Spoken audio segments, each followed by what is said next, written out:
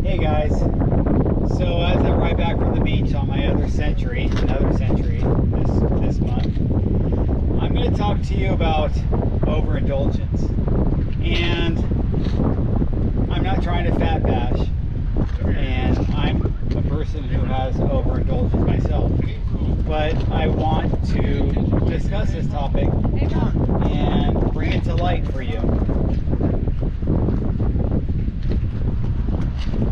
So, when I think of overindulgence, I think of consuming more calories than you need, eating too much, having too much alcohol, too much pizza, too much pasta, too many cookies, too many cakes. That type of thing. Too many French fries. And in America, it's pretty easy to be overindulgent. Pretty much, even if you're low income, you have government subsidies and the ability to get food and be overindulgent. Matter of fact, our food stamps, or our EBT, they call it here in California, they work at fast food places. They even work at liquor stores and convenience markets, and of course they work at grocery stores too. But there's no, other than you can't buy alcohol with them and you can't buy cigarettes with them, there's no requirement for you to buy healthy food. So you could be stocking up on Doritos and ice cream and use your entire food stamp check for buying that stuff. And I'm not trying to put down the government or put down the people that rely on that. It is what it is. But I'm talking about the decision that those individuals make for themselves to be overindulgent on the wrong foods. So when you think about it, you know, farm to table, you've heard about that. The closer you get a product, or a food I should say, from the farm, like as grilled meat and poultry and fish and produce, vegetables, the better it is for you.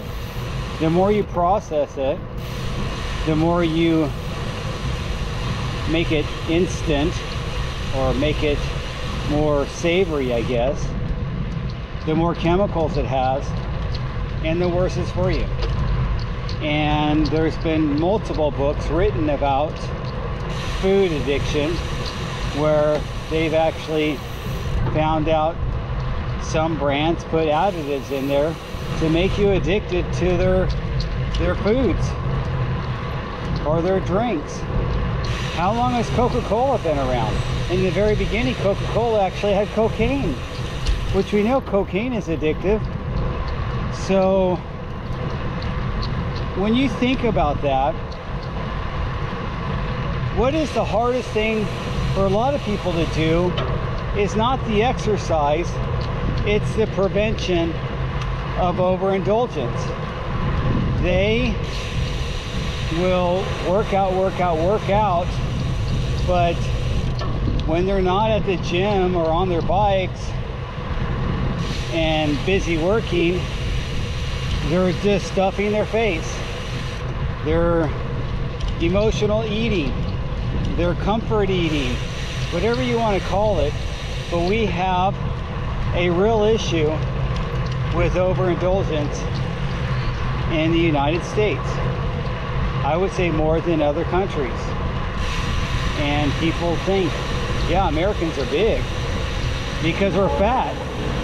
And Yeah, if you're a big farm boy and you're on an NFL team or even on a college team and you're working out and you're a lineman, that's a different story, because those guys are burning 2,000 calories a day. I mean 10,000 calories a day, I should say. But many people that would never play football or never think of doing such a strenuous activity are eating as if they are. They're eating as if they are that center for the 49ers and 300 pounds, or probably the center is 280 maybe, or 300, some of them. If you eat like you're 300 pounds, you will become 300 pounds. And I don't know how much easier I could put it to you. Stop overindulging. It's ruining your health internally, causing undue stress to your organs, to the point that you will have renal failure, liver problems, kidney problems, same thing as renal failure, respiratory problems. Everything can be traced back to overindulgence in some form or fashion. So keep the weight off and push yourself away from the table. Resist that bag of chips. Resist that extra scoop of ice cream. I love ice cream, you guys. I like cookies too. But am I going to eat them every day? Hell no.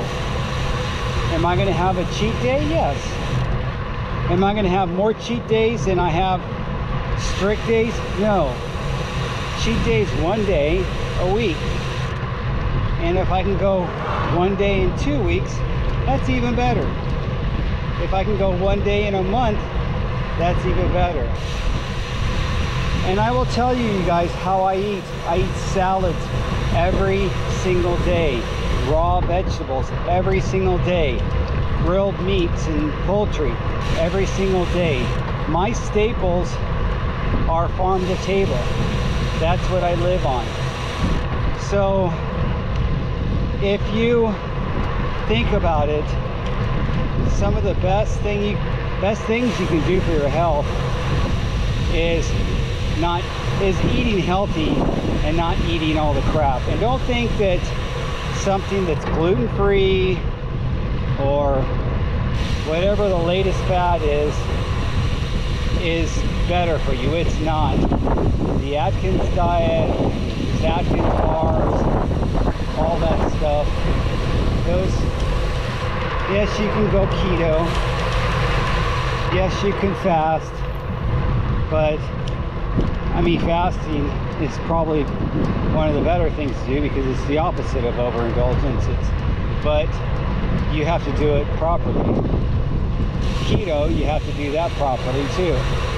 So if you're going to do a cleansing diet or a fasting or a keto diet, then learn about it and do it right.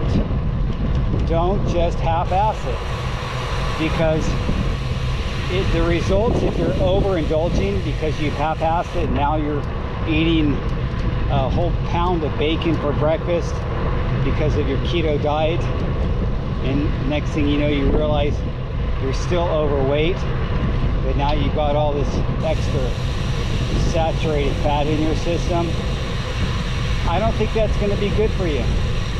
So just use your common sense, and I'll leave it at that.